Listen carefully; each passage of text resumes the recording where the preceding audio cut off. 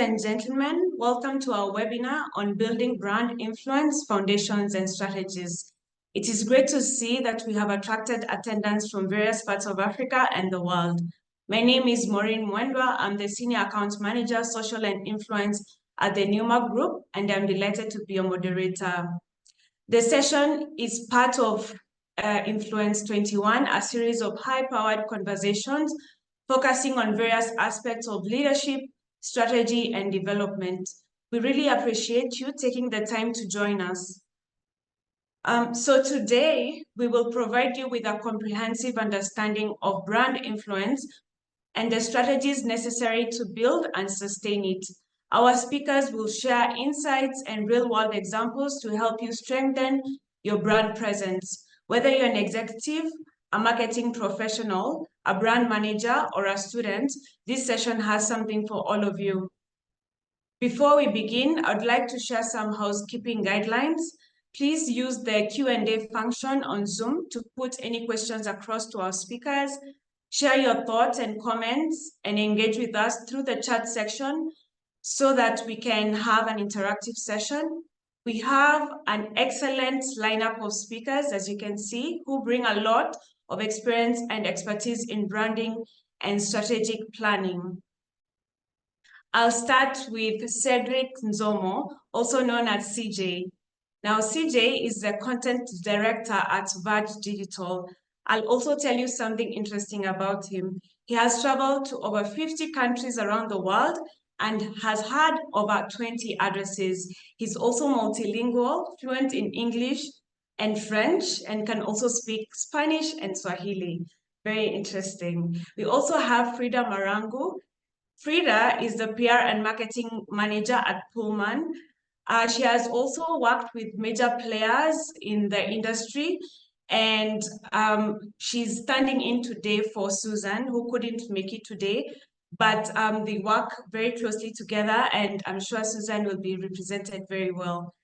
On call also we have Simiso Ncube, Associate Director at KANTAR. She has also previously worked for Nando's South Africa as the brand and marketing manager for 12 years. So without further ado, Cedric will kick us off by unpacking the foundations of brand influence. Cedric, the floor is yours. Thank you very much. As Maureen has said, my name is Cedric. Ced is fine. We can save one syllable. I'm going to kind of be taking you through the foundations for brand influence. Just give me a second as I share my screen and do the millennial thing to check that you can see it. As I mentioned, my name is Cedric. Thank you very much for making time. I'll try to be prompt, so please, let me know if you need me to slow down. But we're going to focus just on the brand influence foundations here. And specifically what I want us to start with is just understanding what brand influence is, what it means and why it matters. So this is obviously, given the time that we have, just going to be a very top line view of everything. So I think the first thing we want to understand is where brand influence sits when we talk about, when we're talking about it, because in, I guess, the ecosystem of all the things that are brand influence sits somewhere between equity and value. If you have a healthy brand and you have a good amount of equity, good amount of value, that overlap exists is your area of influence as a brand. There's going to be someone smarter than me to talk about brand equity after this, so I'm not going to delve into it. But I think I just wanted to situate this conversation a little bit so that we understand where this fits. But in terms of definition, very specifically, and very practically, brand influence is your ability as a brand to kind of shape perceptions, preferences, behaviors of the audience that you're trying to speak to. So really, how much can you be able to influence the perception of what is happening regarding your brand from that standpoint? Now, the key thing I want to kind of take out of this is that there's a passive and an active element here. The passive element has a lot to do with what the perspective is. Now, you have no control over perception because ultimately the brand is what people say it is. It's not what you say it is. but you do have control when it comes to influence over perspective. And that's really when you can be able to measure what type of brand influence you have. How much can you shift that perspective? What new dimensions can you bring to the conversation when you decide to impose your brand influence? The active part is persuasion. And persuasion is something that you have to do, where you have to be able to kind of, tell people something or do something, or, engage in a specific way to be able to shift that perception, to shift that behavior, to create that change that you're trying to create. And that's really when your influence is being exercised. This is usually something that comes up quite a lot when brands are trying to take control of a narrative, or when they're rebranding and repositioning, or even just when they're initially positioning and trying to set themselves up. Your influence is determined by your ability to be able to shift perspectives and to persuade people to do things. So just those two key things. Those two key things kind of fall into two realms that I'm going to focus on before I get into my case study, which is the brand, so the key components of your brand, and then, of course, the influence element and the key tenet of what influence is. So I'll just quickly go through those and how we approach them specifically here at Verge. So at Verge, we have a framework for how we define brands. It's a lot more in-depth than these 6 boxes, I guarantee you, otherwise we would not be charging people, but I've summarized it into 6 boxes just so that we can have a conversation today. And those 6 areas are culture, community, character, voice, feeling, and impact. There's a reason they're on separate sides of the page, because on one side, we're talking about performance, and the other side, we're talking about perception. So let me just quickly explain what I mean here. In terms of performance, this is how your brand represents itself and how your brand behaves. Culture goes into the vision, the mission. It also goes into your core beliefs. It goes into the type of things that you say you represent, that you want people to know that you represent. Culture becomes how your brand is defined, or how people describe you when they talk about your brand. Community is the people around, or the different, let's say, co-creators of your brand, because there will be people who contribute to the narrative of what your brand is.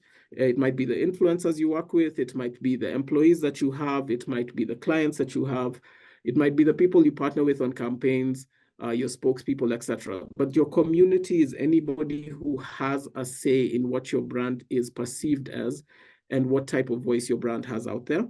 And then the last thing is character. And character, you have to think about it as what makes your brand unique. So you have to look at it from the vantage point of the things that people look at and say, "Ooh, this is a edgy brand," or "This is, XYZ," like an adjective that is unique to who you are in the space that you're in. This usually falls into positioning, but sometimes does fall into offering.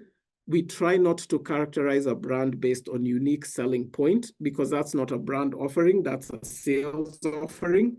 You have to look at character, because that's where the definitions come in of where your values lie and where you can build equity. I'm sorry, tear gas. Anyway, so yeah, perception is a bit different. Perception is how your brand is received. And this now goes into how people hear you. That's what your voice is. What tone do you have? How do you sound? Are you fun? Are you friendly? Are you a little bit confused? Those are things that people can use to describe your brand. Do these people speak authoritatively, or do they speak silly, or is this brand just a little bit more fun and they're just like me trying to figure it out? All those things have a difference and they have an impact. Feeling is kind of similar, but feeling, you have to always remember, is a remnant. Yeah. Voice is active, it's present, it's happening as you're speaking. Feeling is what people are left with, the residue they're left with once they've interacted with your brand. Did this brand make me feel empowered, enlightened?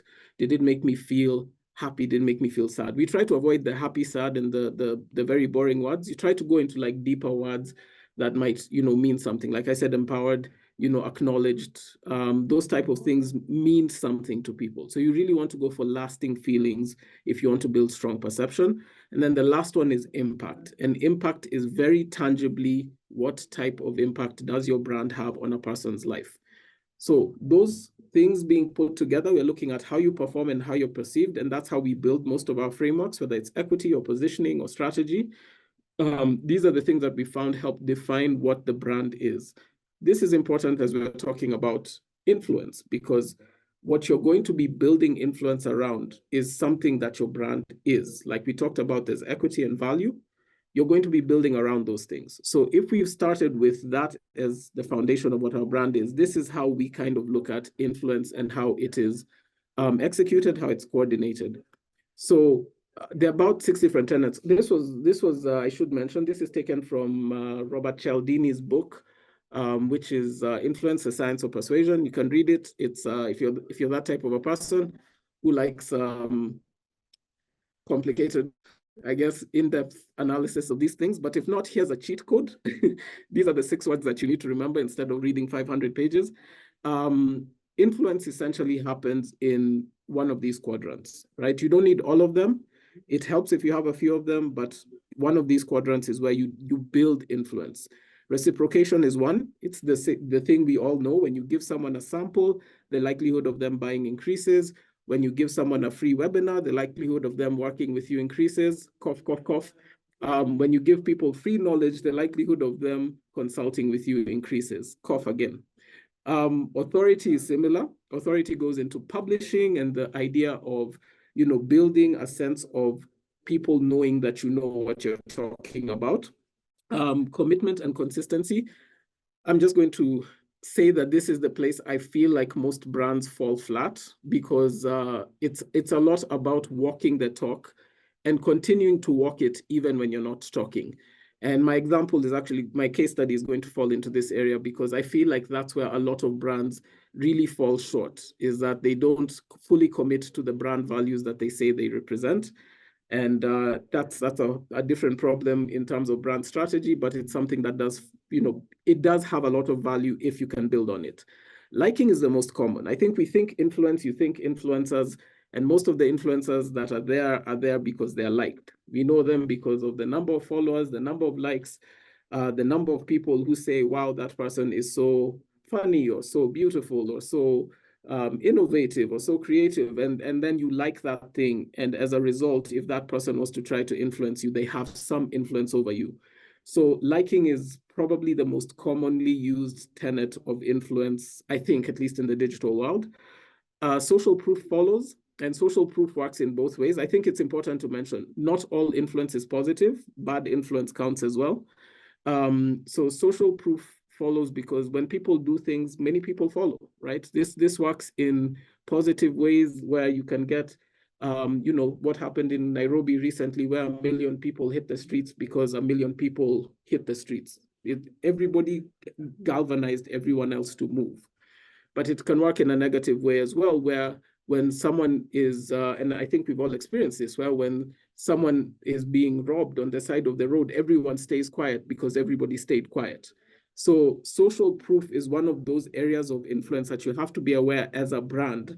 What you do, what you don't do, what your people do, and what they don't do impacts how you're perceived, but it also impacts the type of influence you have if you cannot start a movement or if you can't start a movement. So those type of things just kind of have to be factored in when you're looking at how you build your brand influence.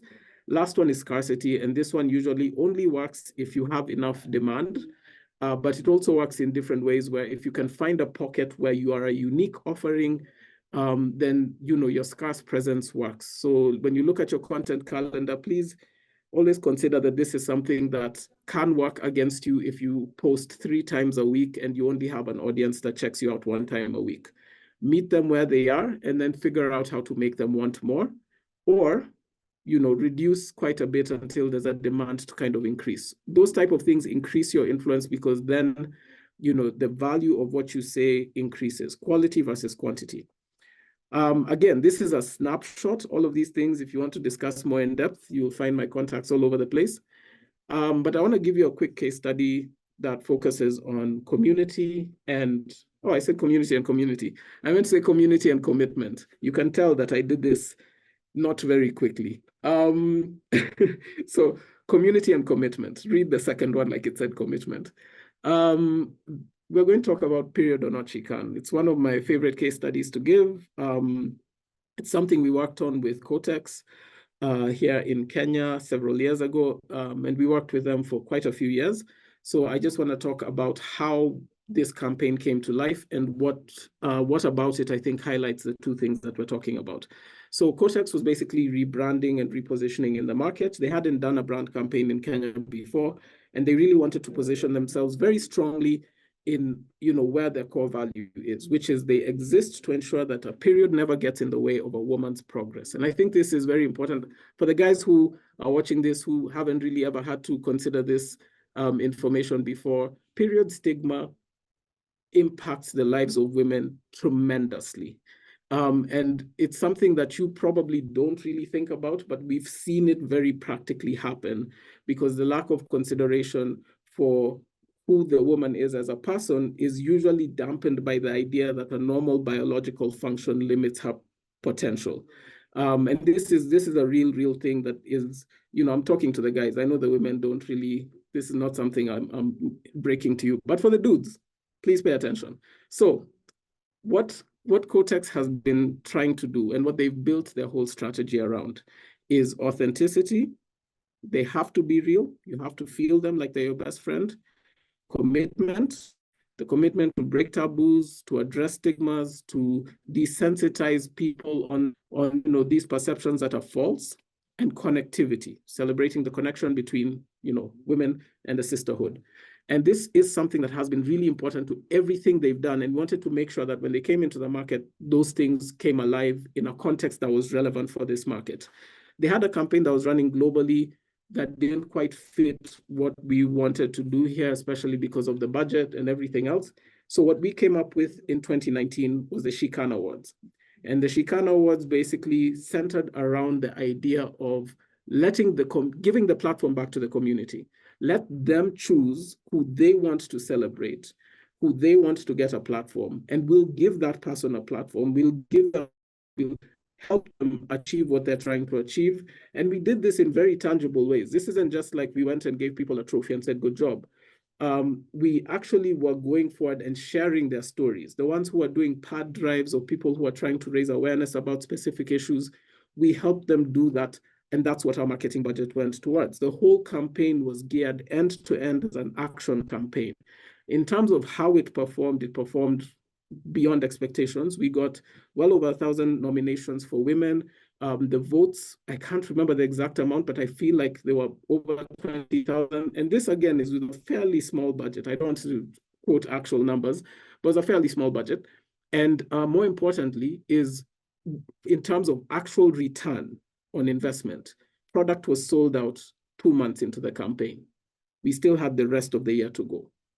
And that is the type of impact you get when people actually believe what you're saying. And we didn't stop. We weren't like, oh, okay, product is sold out, let's stop the campaign. We continued going. And when I say we continued going, like the award shows still happened.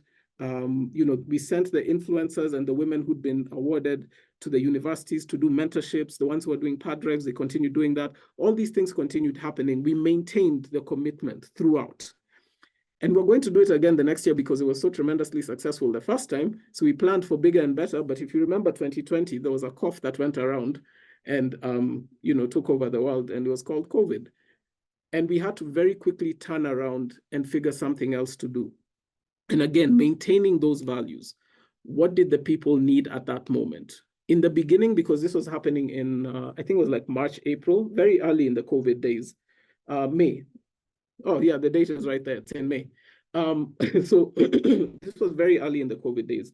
What we realized is that, one, that connection element had disappeared. Everyone was in isolation. Nobody knew, really when this was going to end, what was going to happen. There was a very real mental health aspect, but there was also a very real emotional impact that was hitting people from being disconnected. There was also a very tangible sense of dread that when you hold it by yourself is very heavy, but if you hold it together is less heavy. So we decided we're going to do this concert. It wasn't just like a regular concert. I know now that it's regular for people to do live concerts. It wasn't back then. We had to figure out so many things to make this happen live from so many locations.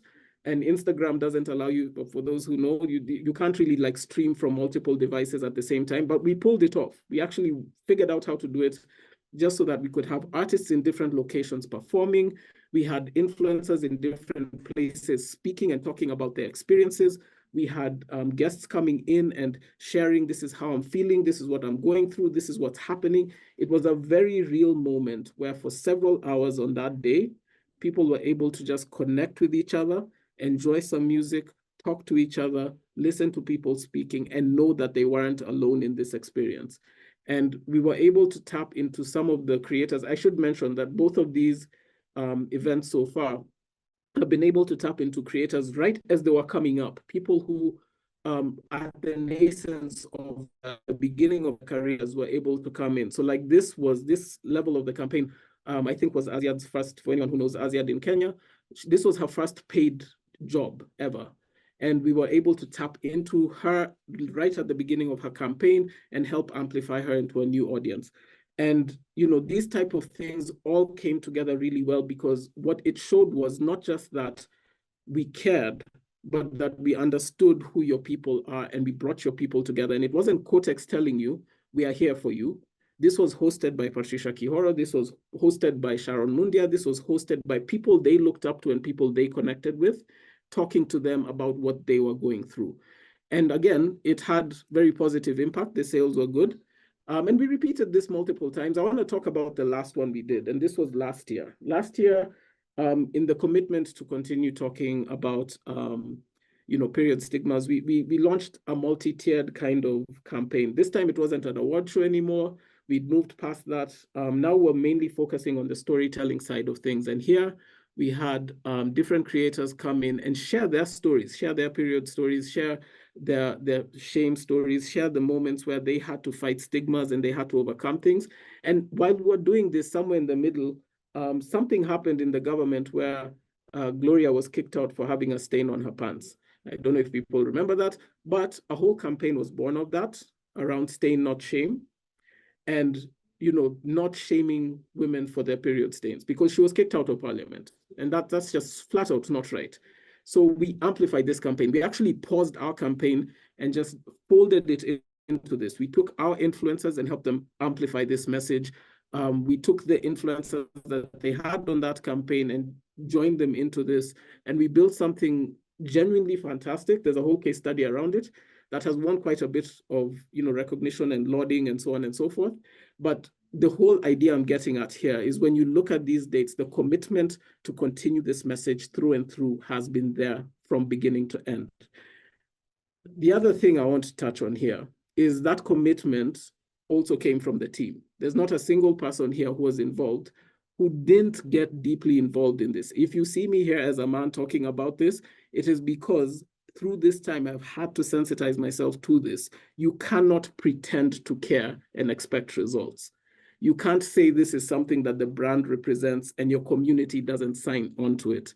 So if you're trying to build real influence, especially for whatever your brand stands for, just make sure that the people behind it stand behind it in full force, and they stand behind it with the full recognition of the value, the validity, and the equity that it represents for the audience that they're trying to reach. Yeah, so I think that is my 20 minutes. I'm not sure if I'm over or under time, but if you do have any questions or comments, or if you'd like to discuss any of these things more, I'm always available.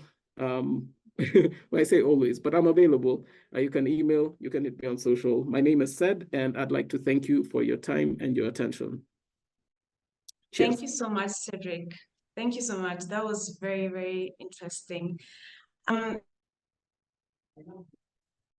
me thank Cedric again for the incredible presentation. Thank you, Cedric, for sharing the case study of Cortex She Can. Yeah, I thought it was very interesting, even the catchy song that Asia did on TikTok. So it was a very brilliant strategic move. All right, so we can move on to our next speaker, Frida. As mentioned, Frida is currently the Marketing and Public Relations Manager at Mercure and Pullman Hotel, Nairobi. Frida is also a visionary leader with 10 years of transformative experience in the field. She'll be sharing her insights on brand credibility and increasing brand appeal. She'll also share a case study on rebranding and marketing strategies for Pullman Hotel in Kenya. The floor is yours, Frida. Thank you, Maureen. Hello, everyone. And on behalf of my Director of Sales and Marketing, Susan, I would like to take this opportunity to thank you all for inviting us from the hospitality industry to come and speak about building brand influence and how it affects our strategies in communicating about the hotel, upselling, and retaining our guest experience. So Pullman Nairobi Upperhill is a newly opened hotel, just recently launched on 20th of June. Ribbon cutting, soft opened on the 20th, or in the month of May 2024.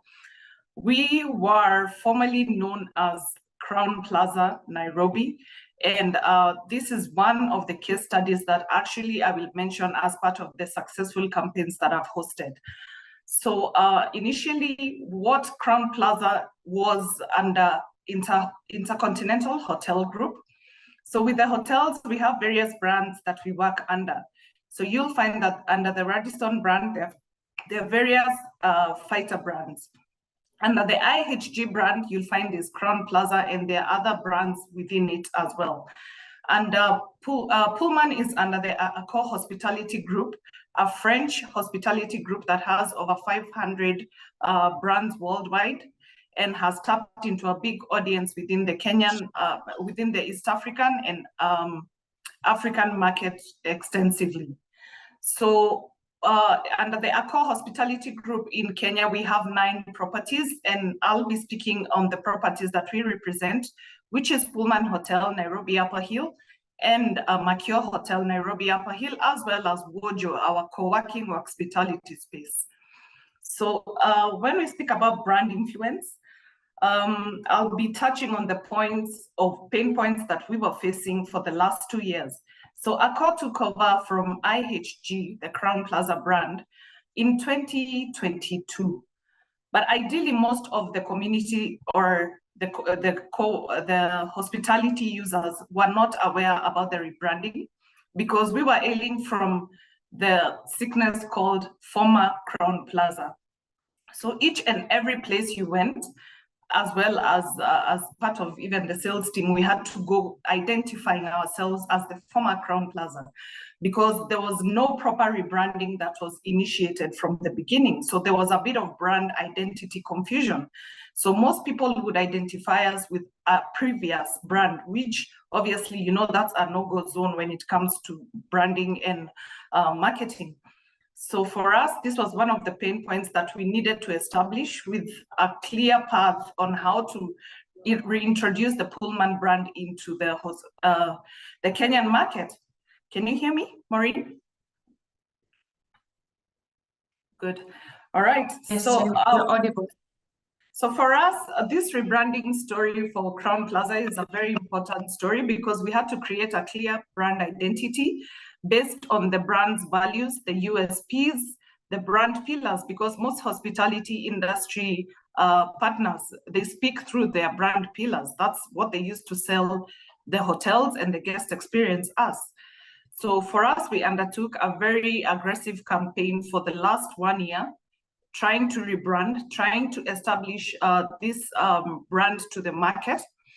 Being a 5-star brand, of course, it's really key that we are identified as an outlet that offers good guest experience, and that's where we get our business running from. So, of course, for us, it was important that we speak through our brand pillars, which are immersive art and design, happening F&B, power fitness, and smart interactions. So I'd like to share my screen.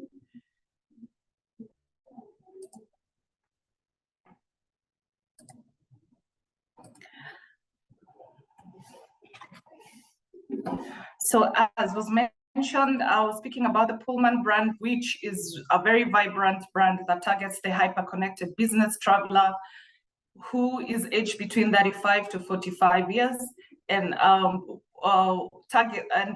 targeting the business traveler heavily. Of course, we really have to package ourselves as the place where they can consistently work and play.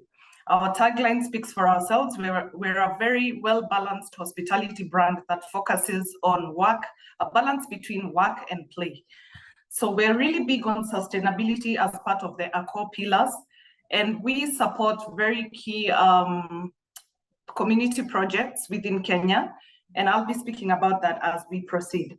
So as you can see, we had to position our hotel through the brand pillars, immersive art and design, power fitness, happening F&B, smart interactions. And for us, this is really important in how we sell the hotel, because this makes the difference of why people choose us as the ideal hospitality partner or outlet to visit. So within this, we positioned our hotel as the canvas of art, symphony of fitness, heartbeat of business and leisure, because we're trying to tap into both markets. And how do we keep these guests engaged? Through the guest experience. So from each brand pillar, we break down the activities that will keep bringing in business, keep making us top of mind of every business and leisure traveler, as well as the local Kenyan market. And how do we get them engaged? By speaking to them in the tone and manner that makes us attractive to them. So for us, we're a hotel with a difference. The moment you walk into our space, we are very artistic. We look like a museum. We ensure that you have a feel of exactly each brand pillar at every guest touch point, whether it's your room, whether it's the meeting space, whether it's the restaurant, or whether it's just within the lobby space. You just don't feel like they're the gray golden spaces that every other hotel has, which is cliche. So moving on, as I mentioned, we had to clearly identify who we are targeting. That's the business and leisure traveler, who's aged between 35 years predominantly to 65 years, because idealistically, our rooms are premiumly priced at a rate of about $250. So this has to be a C-suite executive or someone who's able to actually pay for themselves as an entrepreneur, or whose company is happy to pay for them a good for a very good stay in a premium hotel brand. So as you can see, we break down our target audience very well based on the geo mix, the pain points they have when they travel, the demographics, what are their preferences, and how we can come in to make all this a synergy. So we target the B2B and the B2C client. As mentioned, our brand pillars are really key in maintaining that emotive connection with our targeted audience. So our brand programs are very exhaustive in terms of the entire guest experience and customer journey. So it has to be mapped in a format and manner where the guest feels that it's a synergy, it's a well thought out strategy. So even as I walk into the Pullman lobby, I can see you have ocean soul sculptures. What are they about? Why do you have a 5-foot giraffe there? Because behind that, there's a story about sustainability. And this is also pegged on the partnership with Ocean Soul, who, of course, if you don't know, Ocean Soul is an NGO that saves the oceans and planets by using recycled flip-flops to make art and sculptures that are sold. So, of course, by this, you're able to support our community, save the planet, save the ocean. This is because this is in line with the ACO sustainability and CSR pillars, which are pegged on people, planet, and of course, profits at the end.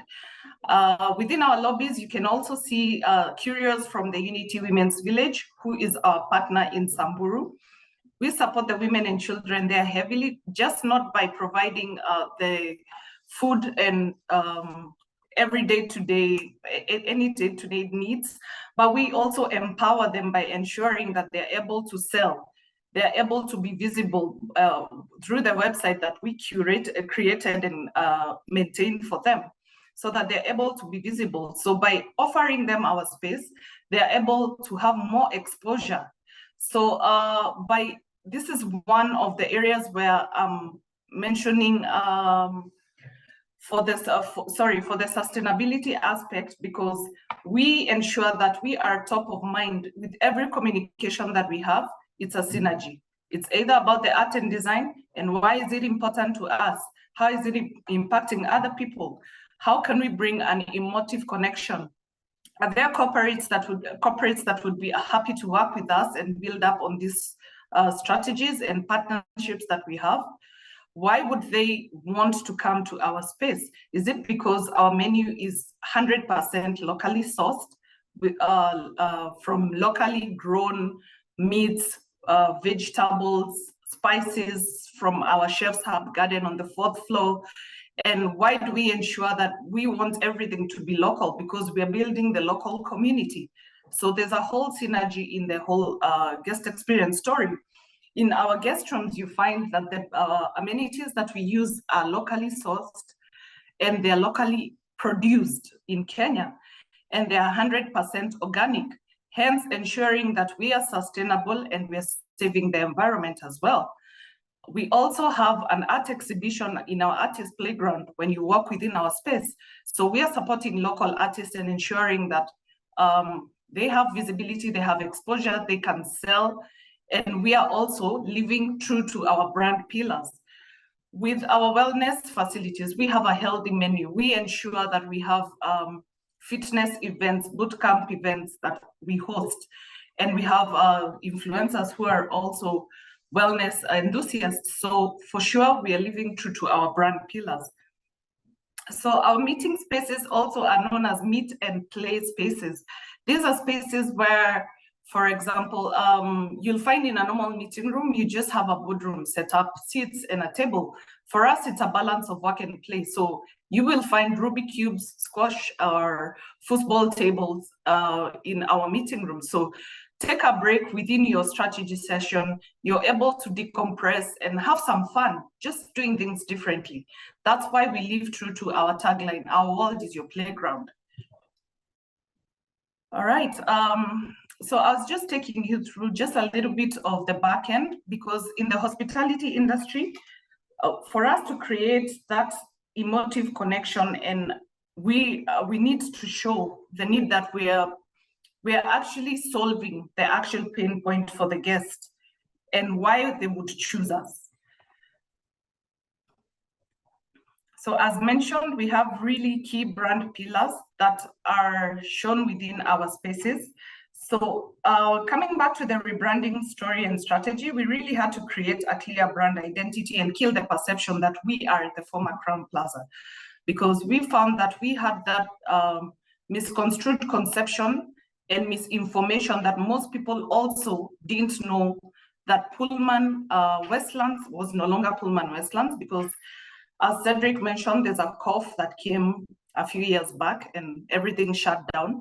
So our counterpart, the former Pullman Westlands, was supposed to open pre-COVID. So there was that misconstrued identity about whether we are in Westlands or whether we are in Upperhill. So we had to shout out through even the Upperhill community, the corporates, by hosting very aggressive sales blitz earlier in the year. So we are proud to say that at least we are known, we are here. We've been able to be known as the hotel that looks more like a museum, more like a fun place to work and play. And we are happy to live through our CSR brand pillars heavily, because I think everyone does know about our 5-foot giraffe and the story behind it.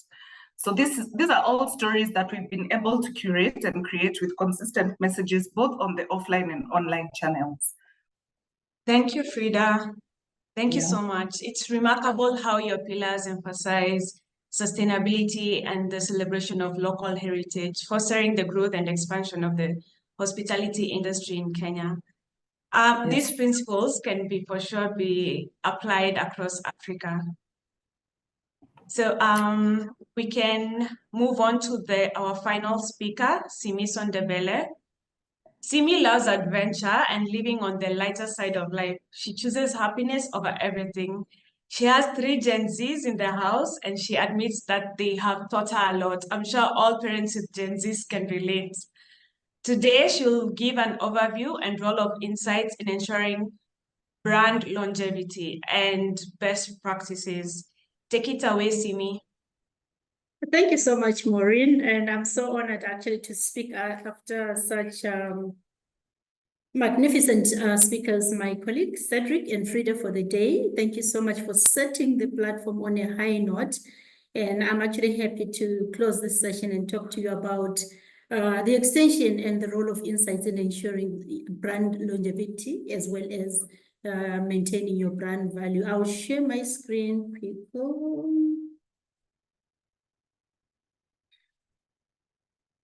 Whilst I'm introducing myself. Let me know, Maureen, if my screen is visible. Yes, it's visible. Okay, thank you so much. Excellent. Just a moment. 1, 2 logistics here on my end. All right, there we go. Yeah, so I work with KANTAR, as Maureen has actually mentioned, and what we do is we're a global brand and research firm, and that's present in quite a number of countries. I think I'll just flip through one of the screens just to show you where we are situated. My apologies, my screen is actually not moving. I'll just stop and reshare again.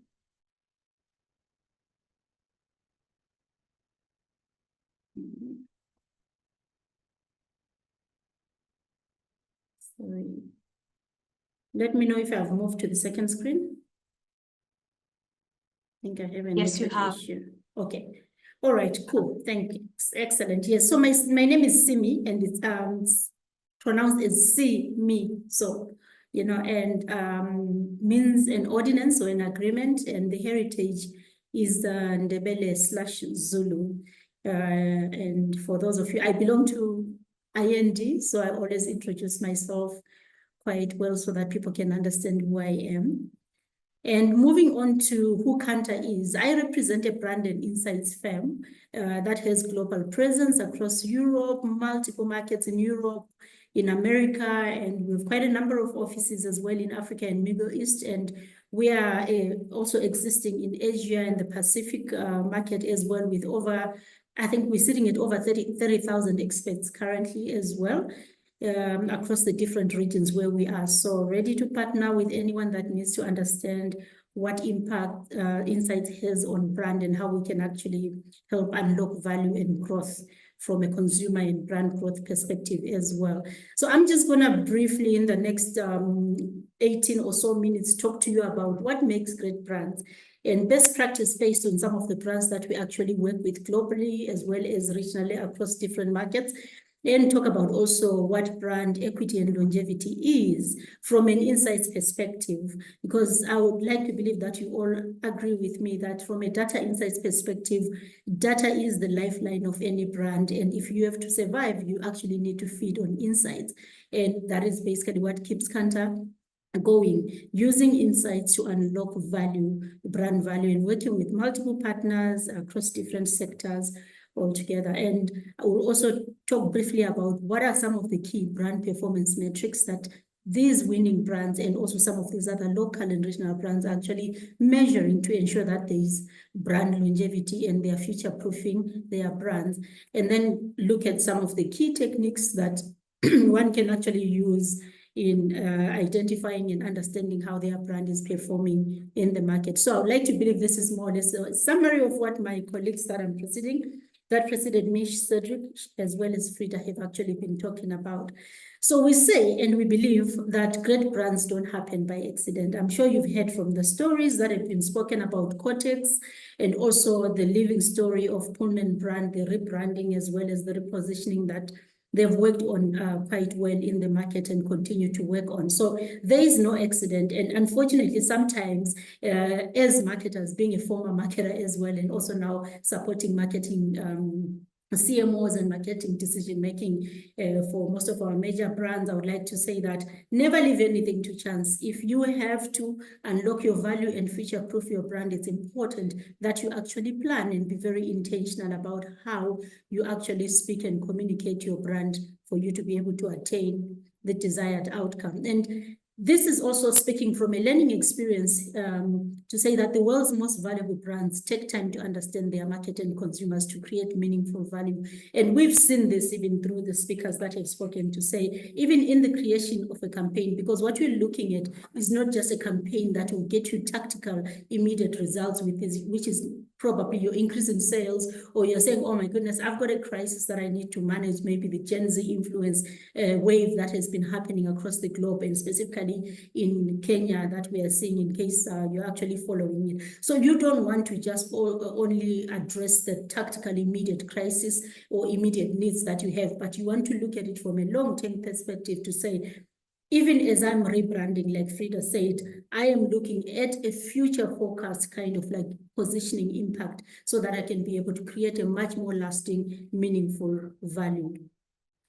And there's a study that we do as KANTAR, which is called the Brand Z study that's done annually, that looks at the top 100 brands globally and actually what is making them win and how they're actually performing. So we measure these brands across different key brand equity performance metrics, and equity was introduced quite well by my colleague Cedric when he spoke about brand influence being a factor of both equity as well as value, and then deriving that middle point being the impact or the influence that every brand should actually focus on measuring. So we do what we call a brand equity measurement, which is the Brand Z every year, and we look at global brands across the world. And these are some of the key performing brands, maybe in the top 10 per se. We have your Nike, we have your Apple, we've got your Coca-Cola, we've got your Google, you know, the usual, we've got your McDonald's. I'm sure we're quite familiar with this brand. And when you look at what actually, these are just extracts from the internet, and also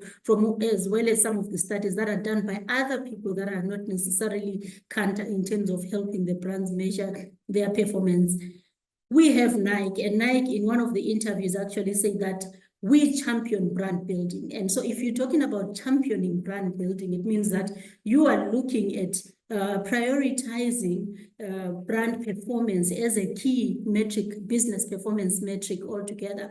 Apple, the same thing as well. Brand positioning is a key element, and they are very consistent in terms of how they actually measure their positioning in order for them to become the most valuable company in the world, which is their vision and their target. And they actually entrench this growth around their culture, which is what I liked about what Susan spoke about when she spoke about every guest touch point. There is a cultural element that is actually entrenched to make sure that they deliver consistency across all the different touch points. And then McDonald's, of course, as well, it also boasts of being in the top 5 most valuable brands globally. And when you look at them, they are talking about how they've accelerated their growth and some of the fundamentals and momentums that you're actually using, which are centered around customer excellence, which also is built around their culture and their customer-centric delivery. And all of this, they are measuring them on a constant basis for them to be able to actually achieve and maintain that position, which is what we call your brand longevity, you know, beyond just your tactical initiatives. Coca-Cola as well, they recovered at a certain point to become in the top 10 global brand status. Of course, there were a bit of challenges here and there, but they've maintained being in the top 10. And there's quite a lot of things that they measure in relation to brand value for them to be able to say, if we are underperforming, where do we measure for us to be able to actually then index or over-index to get back to the positioning status that we hold at global level, and also in the minds of the consumers as well as our stakeholders. As mentioned earlier, that perceptions are different from persuasion. So it's important for you to know how to position yourself for you to be able to get the expected perceptions that you're expecting from the customer and therefore attain a higher value. Google is very big on brand reputation, very big on sentiment responses, because they get a lot of sentiment challenges and analysis across different markets and from different consumers and different platforms altogether, but they are quite specific and very intentional in terms of saying, how do we measure our brand reputation to ensure that we actually stay on top of the game? So these are some of the global ones. I'm glad that we already have local ones which have been spoken by my dear colleagues here. Sorry, I'm trying to move to the next slide. Forgive me. Something about my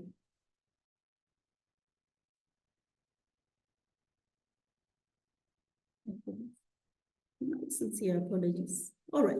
Yes. So when we look at these brands that I was talking about and mentioning earlier, you find this is an extract from the KANTAR's Brand Z study, where we study brands every year continuously and look at the top 100 brands globally.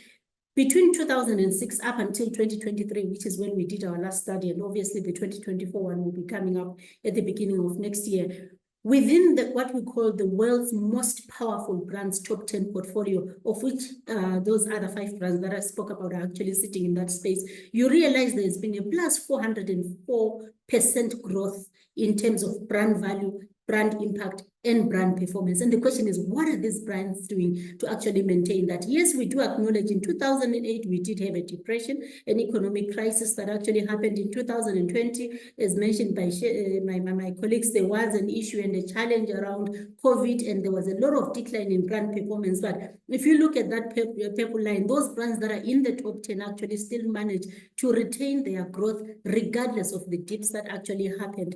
So when you are able to measure and track your performance, when you know what your key metrics are, you're actually able to attain long-term impact, which is why we're saying when a brand is well established in the market, it can absorb the shocks and be able to survive beyond the shocks to maintain its equity and also maintain a positive consumer perception so that it can sustain its growth. Now, back to the aspect of what exactly is brand longevity, or what exactly is brand equity. I'll refer to brand longevity as brand equity, because that's the word that we use within the insight space. So when we look at what constitutes brand equity, we are looking at the influence, which is the market influence behind the market perceptions. And like Cedric said, there's certain aspects or elements of brand perceptions that you cannot control. And the market one you can't control. Like if COVID hits, obviously the market shares and all of that are going to be affected. You can still measure, but then there isn't much that you can do around that because it's subjective to the volatility of the market. But at the same time, it has a huge impact in terms of being a factor of brand value. And then there's the aspect that you can control, which is what my colleague Frida was referring to, which is your consumer perceptions, where you can pull certain levers for you to be able to say, I want to attain ABC, I want to reposition my brand. And therefore, in repositioning my brand, I'm actually going to look at key strategic pillars that I will play around it in terms of building my brand presence and also communicating to my specific key target for me to attain a certain brand value over a certain period of time and also into the future as the brand has rebranded. So, which means that understanding your brand performance is key in terms of helping you attain the sustainable growth. So in a nutshell, I would say brand equity is a commercial value. And if it has a commercial impact, then it means that it is important and critical for you to be able to track it. And challenging it back to Frida, even as they've relaunched the brand, it is important for you to be able to then track to say, how far are we in terms of what we want to attain from a perception perspective, from a brand value perspective as a brand, from the time when we launched, 12 months later, where are we? Are we where we are at in terms of positioning? And is the positioning vis-a-vis perception at par? And if there is a gap, what is the gap, and where and how can we actually be able to fulfill that gap? So this is where brand equity matters, because it has a commercial value impact derived from the consumer perceptions that your brand name is actually built around in the particular space or field that you are actually in. So shaping consumer experiences is a big part in terms of you being able to deliver brand longevity. So what is the initial step then in making sure that your equity is measured and making sure that you understand what your brand strength is? Because you only measure what you actually understand. You only measure what you have defined in a way so that you can then continuously be able to see where the gaps are and make sure that you deliver value and maximize your impact as a brand. And this is the space where KANTAR is at to support clients in that particular regard. So when we look at brand health tracking, or what I call brand performance measurement, there is a lot of things that you can actually measure, which are quite critical. Brand engagement, we've already spoken about it. Even when Cedric was talking about brand influencer, using influencers, certain key influencers, selecting them in terms of who can speak in regards to the She Can Cortex campaign. You know, all of that engagement is very important. And you engage with a brand. As a brand, you need to engage internally, you need to engage externally as well, because your initial key stakeholders are actually your internal stakeholders. Because, for example, if you are in the hospitality space, your internal client service delivery people, guest service delivery people are actually critical in ensuring that they actually deliver excellent service so that your guests at the end are able to view you as a brand that is actually offering and delivering value. So brand engagement is an important aspect, and which is why we actually measure that, you know, and help brands to measure their engagement. Brand awareness as well, because all the time science is a very key factor, because you might think I'm actually communicating to my brand, to the people, and at the same time, when we ask your guests or your consumers altogether to say which brands are you aware of within the space of hospitality, perhaps your brand may not necessarily come up as the initial brand within your key target markets in terms of who they are actually aware of. And hence it's critical to be able to make sure that consistently you measure awareness and make sure that you build salience towards your brand presence being recognized in the market. We measure mentions and sentiments as well, which are critical in your brand performance. You know, social media is big nowadays, and hence having a consistent social media measurement perspective is important, even in the surveys we do. Brand preference. I know about your brand, but do I prefer your brand? What if I know about it, but I prefer another brand because maybe from a connection perspective, I connect to another brand better? And we measure trial. Have you used this brand before? Yes, you're a key target market, but I might say, yes, I am, but maybe I have never actually used Cortex. I have used a different product altogether. And it's a question of, if you haven't used this particular product, why haven't you trialed it per se? So when you understand that, you are able to unlock value and be able to also unlock new innovation and new spaces where you can actually trade on as a brand, so that you are consistently growing and not just stagnant. Measure of share of voice. It's an important indicator as well, a brand performance indicator. You know, how much are people talking about? You know, what share of voice do I have within the media space, be it in television, be it in outdoor, be it on radio, be it on mentions, you know, do people even speak about me, be it on digital?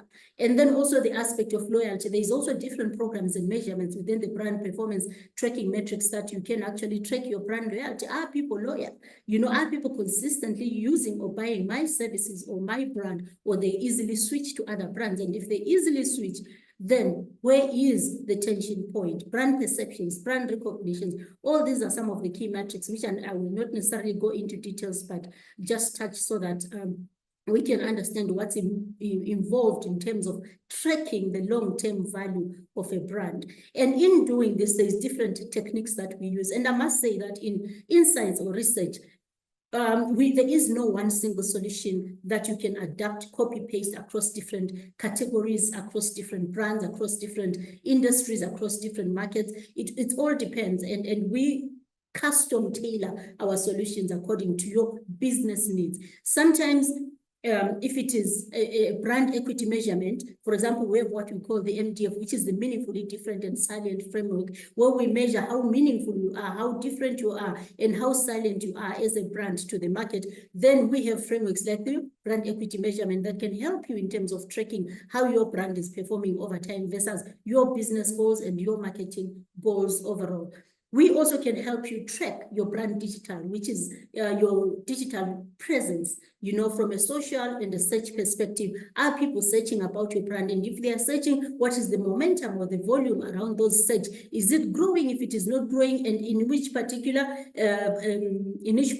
areas is it growing, or in which particular area are you being searched in relation to? Because you find maybe people will search for you in relation to travel. Maybe some people will search for you in relation to what in hotels experience per se, but not necessarily link it to travel, because there's also an aspect or an element of domestic usage, you know, versus international. And then we also help in terms of measuring your brand imprint, you know, like very basic measurement. Does my brand have imprint? And if it has an imprint, which are the key imprint metrics that can be measured? So Hence, I cannot overemphasize the value of actually being able to track your performance against certain key metrics for you to be able to develop strategies that can help you attain long-term brand value. There's also aspects of sustainability index, brand structure analysis, because when you put your pillars, or let's say your USPs, which is more or less like your sales and marketing indicators, when you put all of those in place, it's a question of how is the structure of your different performance metrics linked to your brand positioning? Are there certain levers that you can pull that are more important to your key target market versus the ones that are probably still of value but of lesser important? Maybe if you're in, say, the restaurant industry, it depends. Certain communication could actually work because of certain day parts. So you communicate in a particular manner because your target space is for lunch, or you are trading more in the lunch space delivery or lunch space serving impact space as a brand. If maybe you're focused on dinner, how do you communicate best to consumers that frequent your restaurant during dinner time? So that structure can help you understand exactly how to communicate, when to communicate, who to communicate, based on your key structure, strengths, as well as weakness points. And there's other aspects as well that relate to corporate brand reputation measurement that also speak a lot in terms of brand performance measurement, your experience strength. You hear people talk a lot about NPS, the Net Promoter Score. What is my NPS? And it has become a key measure and also a key metrics within the business, where they're like, no, we want to keep our NPS score at this value or at that value. So these are some of the other ongoing key deliverables that we do, which we tailor to brand. Experience journeys, experience diagnostic, employee satisfaction, which is your internal brand performance. All these are some of the techniques that we can use. And I must say there is more. I've just mentioned a few here, which probably you are familiar with and which might speak generally to a broader industry general perspective. So what am I saying at the end of it all? That strong brands build brand equity across all the different touch points. So you don't only just focus on NPS, you don't only just focus on your experience journey or your key touch points. You have to have a balance in terms of how you actually build your brand positioning for you to be able to have long-term impact, so that you are able to stay in the game, and not just staying in the game, but continue to win and continue to play in spaces where you actually would be able to win. Because continuing to win is one thing, but knowing where to play is then a question of innovation, which also comes out when you are continuously measuring your brand performance, because then you can know, oh, we are not playing in this space. Our competitor is playing in this space. And at the moment, when you look at the trends that are happening in the market, then it means that there is a growth towards this new space. So what can we as a brand then do to possibly play in this new place for us to be able to continuously bring meaning? Like I mentioned, that meaningfully different and silence are key metrics in terms of measuring your performance. So if you continue serving where you're serving, and yet the meaning of that particular product or value is actually switching based on trends, then it means that you might miss a sweet spot in terms of delivering value, meaningfully different value to consumers. And then the long run, you realize, oh my goodness, my equity is actually eroding. But what is happening? Because we are still communicating, we're still sending our adverts out there. We are still what? We're still positioning ourselves according to our different categories that we set out. But there could be some innovative, some metric space that you are probably not playing in that you can unlock, which you can lock when you unlock, when you're actually continuously measuring your performance, because you know there'll be certain drivers, there'll be certain metrics where you're like, oops, what's happening this month?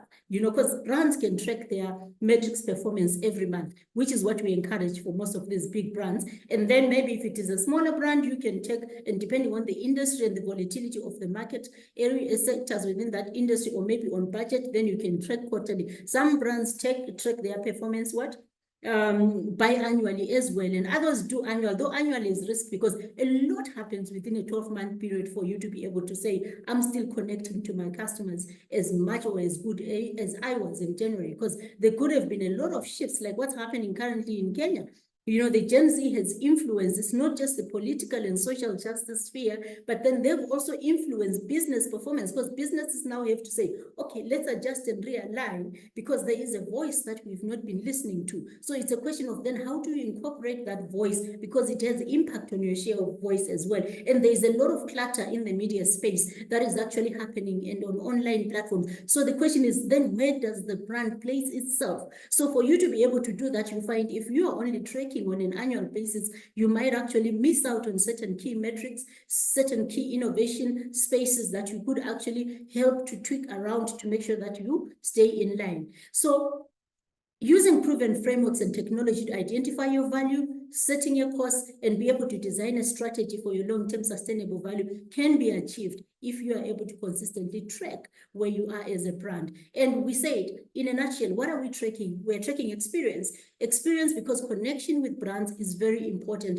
When you connect with your consumer, you are able to tap into their immediate needs. You're able to understand their emotions and be able to drive brand choice so that you shape your meaningfully different positioning. Functionality. Are you designing products and services that are innovative? If we look at products like Samsung, Amazon, you find that they are very, very strategic in terms of developing certain basic needs and offering a good range of products so that their client that they're actually targeting is across the different, from one that has just gotten entry into the market, low budget, low income, all the way up to high level, high value. I just saw on the news pop up yesterday that there is a Samsung ring that they've actually launched that can track your fitness, help you track your fitness, your sleeping, and all of that. So imagine we are talking smartwatch, and Samsung has gone beyond to say, we're actually introducing a ring or a band, which is quite convenient, more than just your watch. So you can still enjoy wearing your usual watch, but all we're doing is you can track and be able to take your calls just through a band.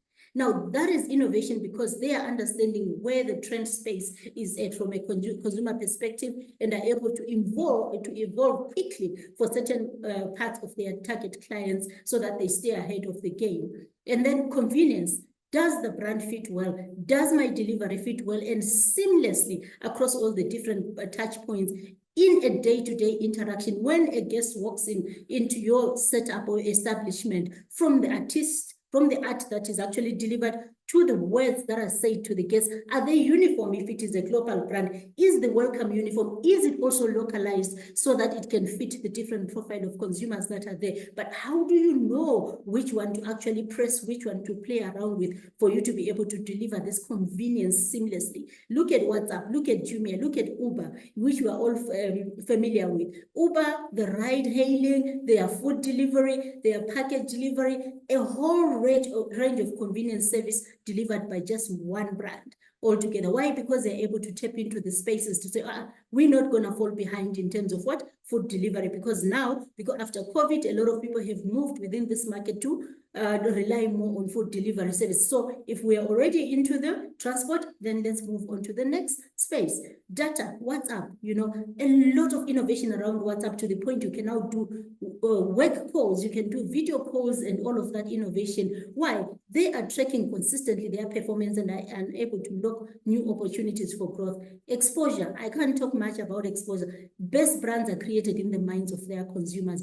Great communication is important, and this is where my colleague Cedric actually is placed. Creating great advertising, memorable icons, memorable messages, relevance, they will stick in the minds of your target market. But do you know which one? Because sometimes you can run a campaign and then you realize, oops, it didn't even drive much revenue. It didn't even drive much value. And where did we go wrong? Because maybe the messaging wasn't right. So how do you then test your messaging? We actually have some of these online click test platforms at KANTAR where you can pre-test your adverts and be able to get your results within 4 hours so that you can be able to know if that advert is actually going to have impact or not. We call it the KANTAR marketplace. So this is where we are placed to help brands grow and helping you unlock your long-term brand longevity or future value. Thank you so much, Maureen and team, for the opportunity. Thank you, Simiso. That was amazing. As you've heard, brand equity will result to meaningful value, commercial value, and market growth. In interest of time, we can now move to our Q&A session. Please type your questions in the chat box and I will direct them to our speakers. I'm seeing there are already a couple of questions. We'll start with Ruth. Ruth is asking, what strategies or approaches can brands use to build authentic, sustainable brand influence that goes beyond simply buying online engagement? We can direct this to Cedric. Okay, so I think there's a few things here that I wanted to touch on. Ruth's question was actually really good. I was reading through it and just thinking, how to approach it in a concise manner. So two things. One thing is kind of something Simi has alluded to here, which is you need to measure the right things. Not everything that counts can be counted. Not everything that can be counted counts. So when you're starting by trying to define your strategy, you need to be able to know what's an actual metric and what's an actual KPI based on what objectives you're trying to achieve, right? So before moving into actually picking up the strategies, I think what you want to be able to do is to look at what engagement drives what desired outcomes for your brand. And this is where it gets into very, very specifics, but you'd much rather get extremely specific at the point of defining your objectives, at the point of defining your desired outcomes, at the point of assessing what works towards those desired outcomes in terms of engagement, before executing. Measure 10 times and cut once, you'll save a lot of money in the process.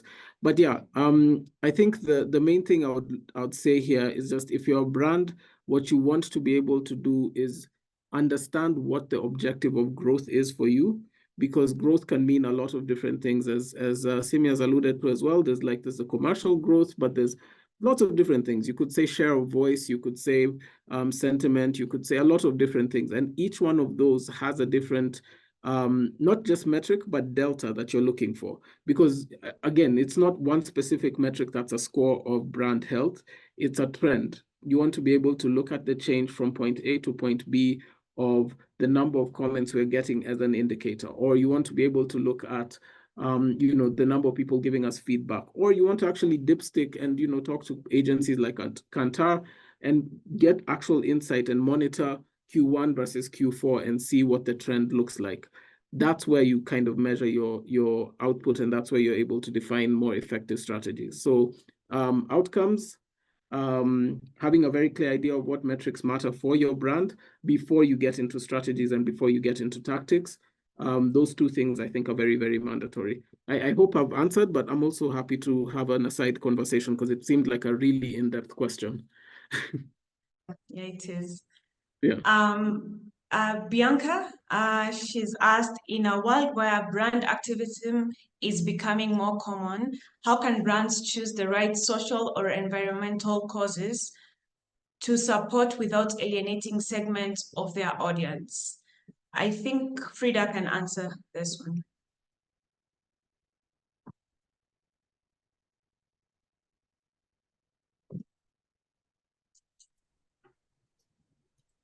Okay. Hello, sorry about that. So brand pillars guide us into choosing the right cause and the right partner in terms of sustainability. Speaking from our own point of view, ACOI is really big on supporting people, planet, and eventually, of course, making profits.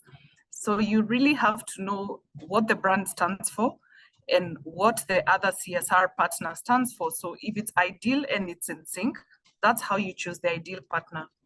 So this now, of course, is very evident because most organizations choose partners who are in line with their CSR pillars. So that's what builds the brand, and that's what ensures that you're aligned in terms of your core principles. Thank you so much, Frida. We have a question directed to Simiso from Matthew. Considering the increasing importance of data privacy and ethical considerations in brand perception, how can brands balance leveraging consumer insights for strategic planning while maintaining trust and credibility?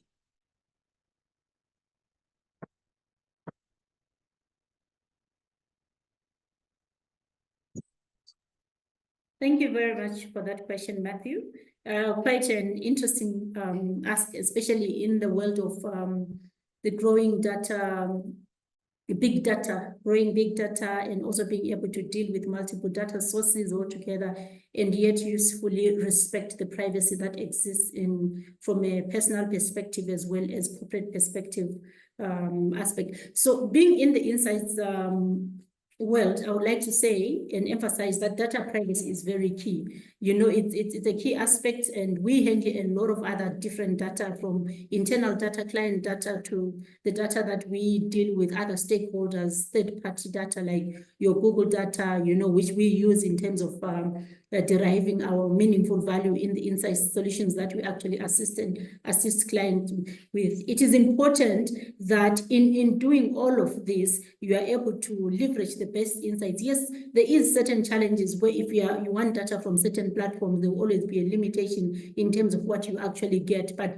when you then work with bigger organizations, let's say like KANTAR, not necessarily big as in being expensive, but big as in being able to reach out to different other data sources and also partner with other key third-party strategic insights like your Google that I'm talking about, plus our other inbuilt in-house dashboards as well, and systems and data systems that we've built over time in working with different brands.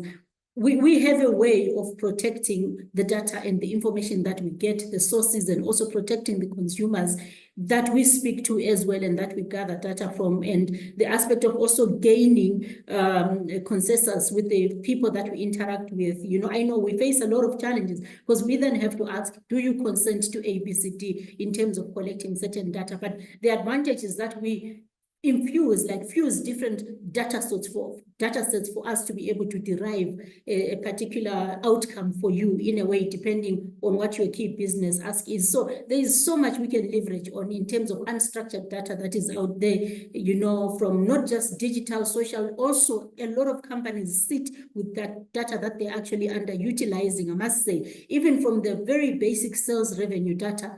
There is a lot that is underutilized in terms of understanding exactly how the revenue data can spin future growth for the business, because then you're able to track your trends. And when you track your trends, it's a question of your trends in relation to the market performance, your trends in relation to the consumer perceptions. How do you then know at which point the consumer and the market perceptions actually meet, and at which point the brand can be able to unlock better value? So I must say the infusion, you know, the big data and infusion of data, fusion of data sources that is able to happen can help you leverage on existing data without necessarily compromising privacy from both whoever you're collecting data from and also from the existing data sources, and protection from the company. Great. I'm also seeing another question from Elsie. In the age of influencer marketing, how can brands ensure that sponsored content aligns with the brand's authentic voice and values? Since Cedric, you are covering some influencer options, you can just take that up. Sure thing, thank you. So I think the main thing with this is just to also have a very clear content strategy for the brand. Straight from the beginning, you need to be able to understand that you have the same type of platform, you exist in the same spaces as the creators and the influencers that you want to work with. And authenticity essentially comes from the overlap of both of you being able to speak in kind of the same voice, in the same direction, at the same people, and finding that overlap. Now, one of the key things here is that it helps to have either a team or some, you know, a good understanding of the ecosystem of influencers that you're looking at. The content creators, you have to vet them very thoroughly. What we do here is we have a content strategist who specifically focuses on content partnerships. And, you know, she's the person who we understand knows very well how to navigate the spaces and vet and validate the creators that we have. We're also working on some tech to be able to automate that process a little bit. And some solutions exist out there as well. So there's companies like IndaHash and things like that will help you verify who you're trying to talk to. And there are also companies as well that will audit these people for you. But the point being, you want to be able to make sure that you know what story you're telling from the beginning, so that you can find the people in the same story, rather than trying to get someone based on the numbers and trying to get them to fit into your story. You'll get a lot more impact hitting 30,000 people genuinely and getting 30,000 reactions genuinely than getting someone with 1 million followers who don't care about you.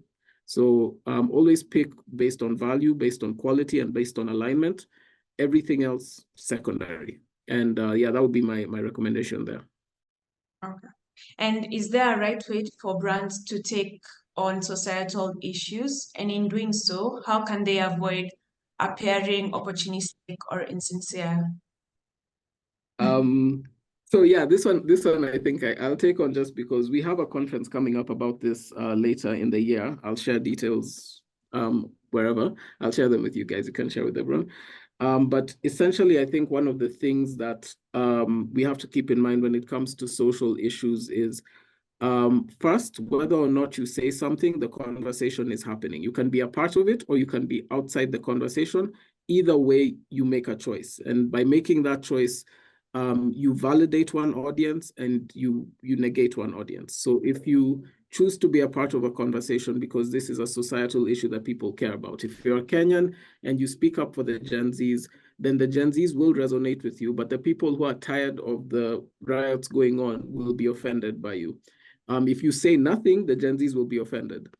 So you have to decide which line you want to toe, and you can choose inaction. You can choose to be Switzerland and stay quiet, but it has its implications as well.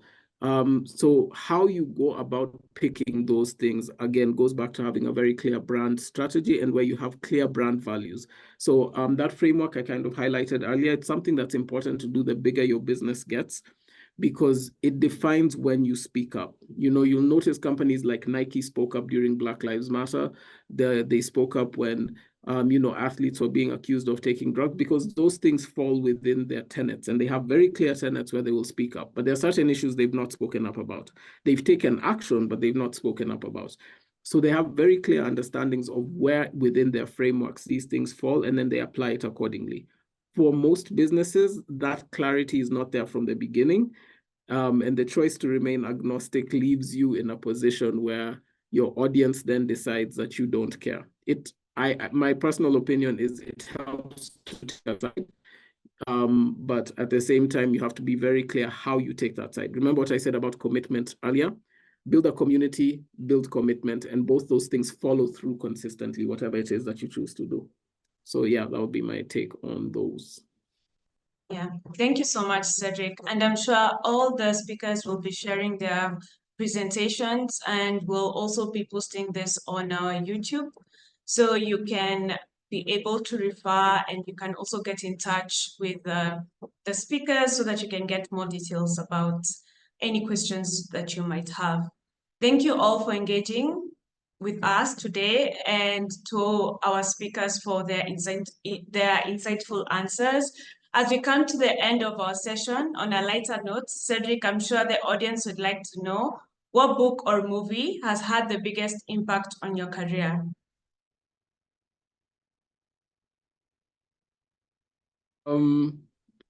Yeah, I'm very there's a book called Icon about Steve Jobs, which is part of the reason why I ended up doing what I was doing. I heard that software engineers were getting paid very well, so I went and did software engineering in university because of a book. And then when I started doing it, I realized that I'm a better marketer than I am a software. So the thing that book taught me is that sometimes people can give you bad advice by giving you a good story. And I've used that in my marketing career quite heavily. Great. Icon. All right. Frida, what's the most memorable brand campaign you've seen?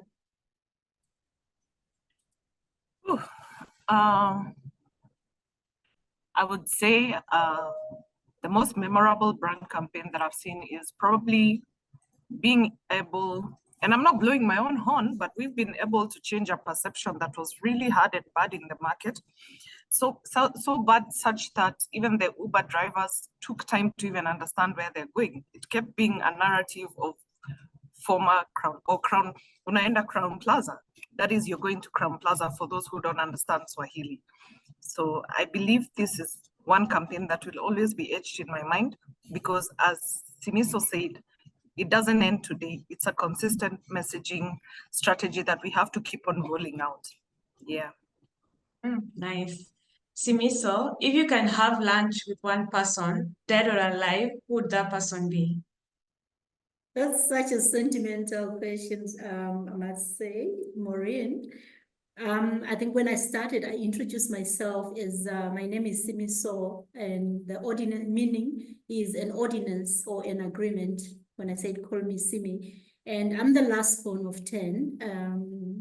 And unfortunately, I did not get time or the opportunity or privilege to actually see my father, because just before I turned 2, my dad passed on. This is some years back. I will not sell out my age at this point. So I'm pretty much some years back. So I don't know my dad. I only see him in photos.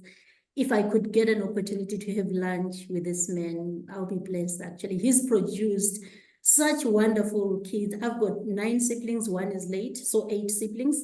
And they've made it in life. I'm so proud of my family, and being the young one day in heaven, I wish I could meet my dad and say, hello, Papa, hello, Mofat. That's very sentimental. I like that. Thank you, Simiso. As we conclude today's session, we are pleased to announce that this webinar and all previous Influence 21 webinars will be and have been published on the Newmark YouTube channel. Please feel free to visit and subscribe. We will also be launching the Influence 21 brand dashboard in the course of the week. It's going to be on evolving consumer expectations and brand reputation, which will analyze the influence of social responsibility and impact investment in Africa. So be on the lookout for that. Also, please share your insights and questions with us across our social media platforms using the hashtag Influence21. 21 is in Roman numbers. You can engage with us on our channels. On Facebook, we are Newmark Group Limited. On X, we are at the Newmark World. On LinkedIn, we are the Newmark Group. Thank you so much, everyone, and have a great day.